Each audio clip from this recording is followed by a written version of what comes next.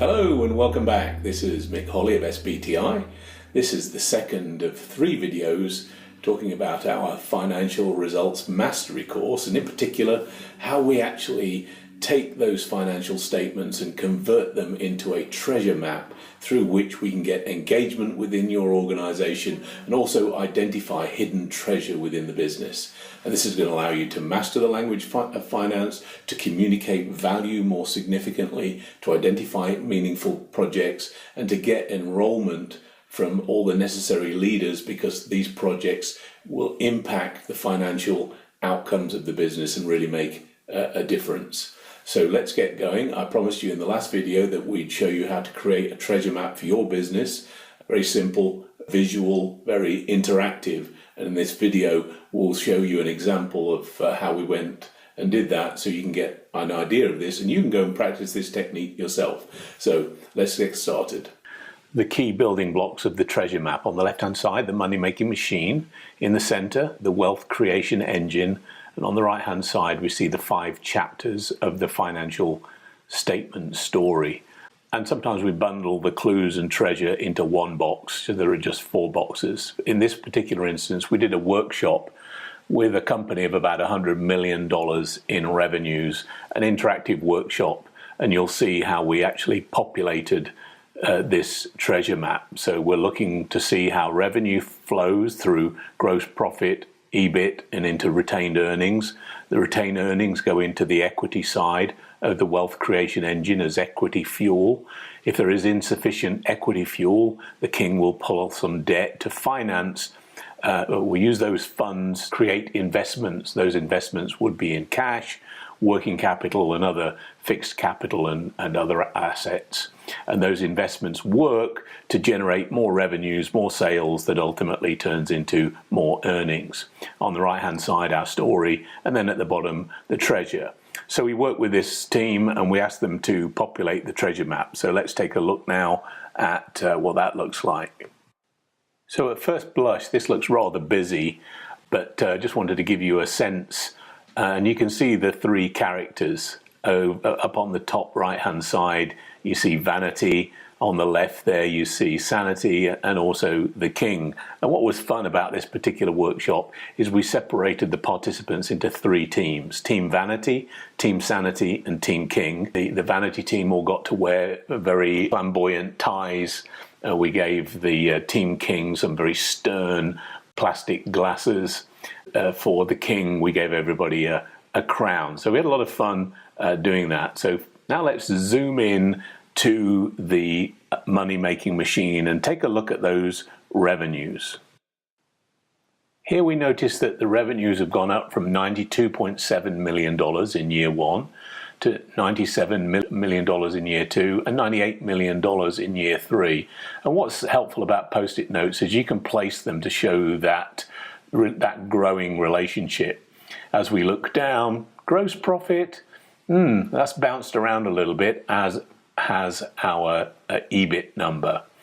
Now if we go over to the wealth creation engine, we can see that at the top of the wealth creation engine, we've depleted our cash reserves over the 3-year period, dropped quite significantly. And you can see there working capital. We've pulled out those working capital numbers. You can see accounts receivable is 10 days, and then 12 days. Inventory, we were holding only for 13 days in year 1, but by year 3, we've been holding that inventory for 22 days, and we'll come back and see that that's had somewhat of an impact. We've also increased the amount of debt within the business. The king has had to go outside and borrow money to fund some of these investments. Now let's turn our attention to the story block on the right-hand side. We can see there that whilst revenues were growing year on year, that revenue, the rate of revenue growth has been slowing down. As 3% rose to 4.6 and has dropped down quite slowly. Vanity's met his targets, of course, but profitability in chapter 2, look at that. That is a really telling sign. The profitability has dropped year on year. We're still making profit on the sales that we make, but it's less than what it used to be. And if those revenues have gone up, remember, superior profitability would be that that profitability rate would be rising. And as we go to chapter 3, you can see how hungry the balance sheet has become. Started off for every dollar of revenue that they make in sales, they consume 30 cents of that in terms of working capital. That is the inventory, the accounts receivable, the accounts payable they need to operate the business. And you see it's gone steadily up, 30 cents, 35 cents, 43 cents. And remember our story, chapters 1, chapters 2, and chapters 3 combine to give us the impact on cash in chapter 4. So look at the operational cash flow in chapter 4. It was 10 million, healthy. Then it dropped to negative 35 and negative 51 million. And we can pan over to the king, who's saying, I don't have enough cash to fund your activities. And that's why our debt has increased so significantly. So the king's not very happy. Sanity's not very happy. Vanity's okay, he met his targets, but he's a little perplexed as to why the business isn't doing better. And chapter 5 is the combination of all 4 chapters. It's our value measure, and return on capital employed is pretty low, around the 2 to 3% mark. So we asked the participants to add some comments where they thought the opportunities were. So if you look on that treasure side, they said, well, we recognize that our profit is being eroded, that we're consuming too much cash, and we need to generate greater returns. And then we started to interrogate the map in a few other areas. And in the clues section, let's take a little look at that. In fact, let's fast forward to later on in the workshop, and you can see now here on the clues section, the group are recognizing things like cost of goods is behaving badly. That's why the gross profit is going in the wrong direction. They recognize that revenue growth is not where it needs is growing, but in relation to EBIT, they have a problem. They're questioning about their operational excellence program, is it really delivering?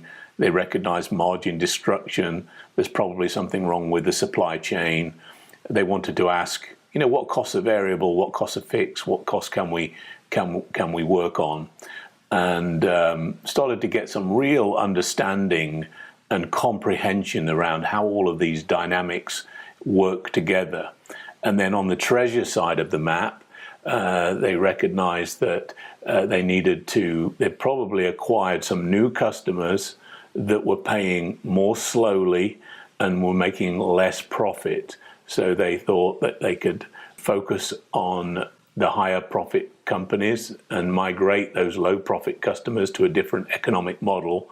That to them was worth about $1.3 million.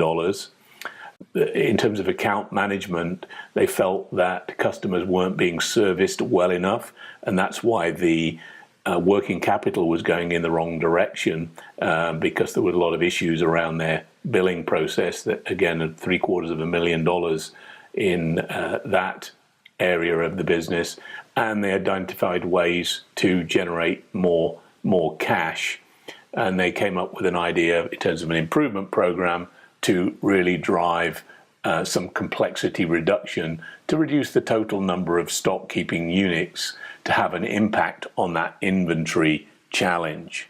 What was so powerful about this workshop is that, we had about 12 people, many of whom could not have read a set of financial statements, have worked in a specific department within the organization, but really never saw the whole picture of how the business makes sales, how they generate profit, and how that profit turns into cash, and what kind of returns and risks they had within the business. They went away with so many ideas and projects that they could focus on. And that's what we want to help you with, is to create this very interactive, dynamic way of identifying where value is being created or destroyed, where cash is being generated or consumed, and where profitability is being enhanced or eroded, and give you the tools to focus on the right projects that are going to meaningfully move the financial statements. So there you have it. The treasure map methodology. It can be very simple, very interactive, just a whiteboard and some post-it notes and just a few numbers, and you will forever change the financial and business acumen of your organization, and you will get support for and be able to identify key projects. And that's going to be the basis of our financial results mastery course. Going forward into the third video, we're going to take an actual company, we're going to take their public accounts and really dig down to the next level to show you that there's an even deeper level of understanding and insight generation that this methodology can give you that you could apply in your business. So we look forward to seeing you in the next video.